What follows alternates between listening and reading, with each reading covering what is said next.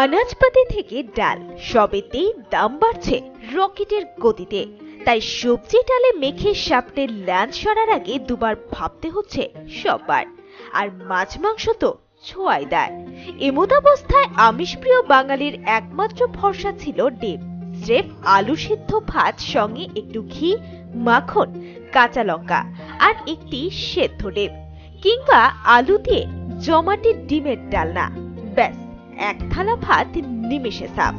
কিন্তু সে সুখের দিনও শেষ। রাজ্যের বাজারে ডিমের দর ক্রমেই আমজনতার নাগালের বাইরে চলে যাচ্ছে। কদিন আগেও যেখানে প্রতি পিস ডিমের দাম ছিল 5 টাকা, সেখানে প্রতি পিস ডিম এখন 7 টাকা, কোথাও আবার আর একটু বেশি। ডিমের দামটা কি বেশি? আগের তুলনায় বেশি। আগে কত টাকা করে কিনতেন?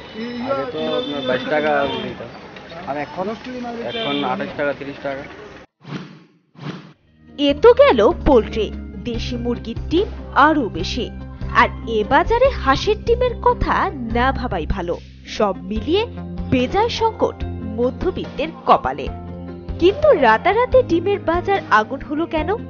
ব্যবসায়ী মহলের ব্যাখ্যা, চাহিদার তুলনায় বর্তমানে ডিমের যোগান অনেকটাই কম, সেই কারণেই বাড়ছে ডিমের বাজার।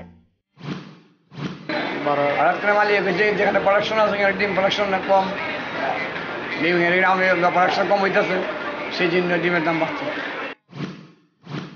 এদিকে রান্নাঘরের বাজেট বাড়িয়ে ডিমের জোড়া হাফ সেঞ্চুরি হাঁকায় কিনা সেই শঙ্কায় দিন কাটাচ্ছে মধ্যবিত্তরা। তবে ক্রমবর্ধমান এই ডিমের দাম বৃদ্ধিতে রাজ্য সরকারের হস্তক্ষেপ দাবি করছে আমজনতা। Bureau report, news vanguard.